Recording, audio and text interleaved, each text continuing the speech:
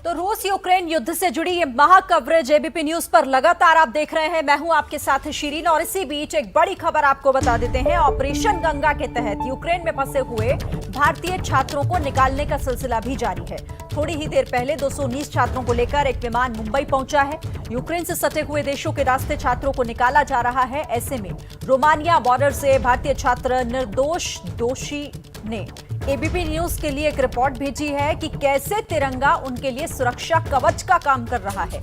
Ukraine से निकलने के दौरान हाथ में तिरंगा होने की वजह से भारतीय छात्रों को चेक पोस्ट पर नहीं रोका जा रहा। और ये वो तस्वीरें भी हम आपको दिखा रहे हैं, हाथ में तिरंगा लिए ये छात्र यहाँ पर जिन्हें रोका नहीं जा रहा। अगर इनके हाथ में ये भारत का तिरंगा है तो यूक्रेन से भारतीय छात्र निर्दोष दोषी ने हमें ये तस्वीर भेजी है, जो तस्वीरें इस वक्त आप देख रहे हैं।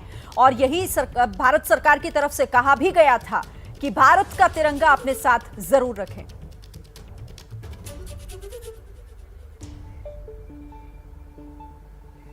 खास बात ये जो है, जो आज हमें एक भारतीय होने का जो गर्व हो रहा है वो इसीलिए हो रहा है क्योंकि आज जब हमने हमारे राज्य टर्नोपिल से बॉर्डर की तरफ आए तो हमने बीच में 3 राज्य क्रॉस किए और तीनों राज्यों में हमें बिना चेकिंग के सिर्फ हमारी गाड़ी के ऊपर भारत का झंडा था, ये देखकर हमें जाने दिया। यहाँ पे बॉर्डर पर भी जितनी भी आर्मी है और जितने भी लोग हैं वो इंडियन लोगों को जो एक अलग रेस्पेक्ट और एक अलग जो ऑनर दे रहे हैं वो आज हमारे लिए सही में प्राउड मूवमेंट है। ये हमें शो करता है कि क्या हमारा आज भारत की वर्ल्ड में वैल्यू है। I am proud Indian. Thank you.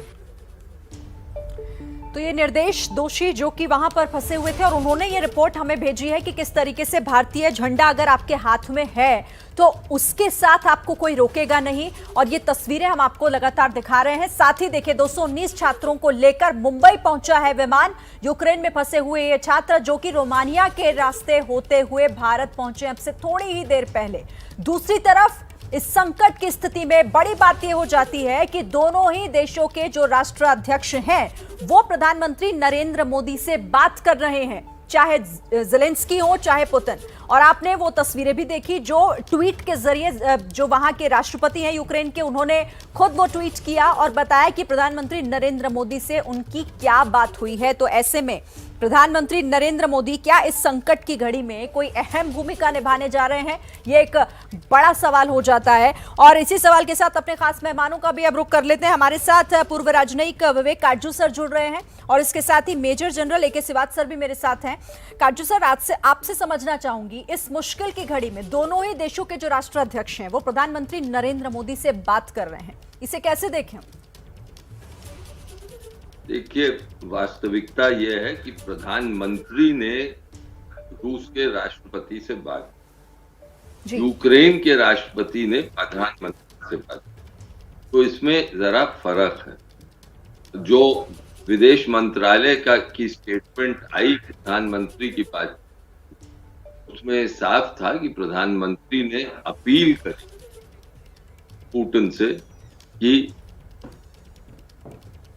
हर समस्या का, सामरिक समस्या का हल एक ही है, वो बातचीत के रास्ते। ये बिल्कुल जो प्रधानमंत्री जी ने कहा वो उचित, क्योंकि बातचीत के अलावा और कोई हल नहीं हो सकता।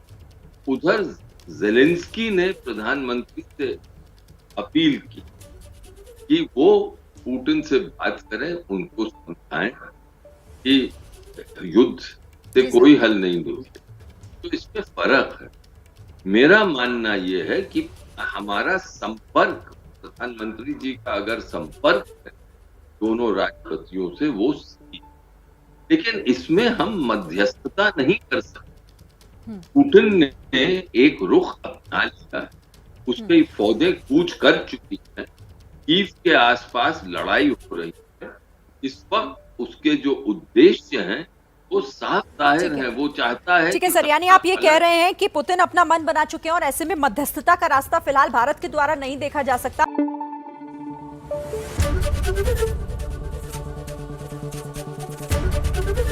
एबीपी न्यूज आपको रखे आगे।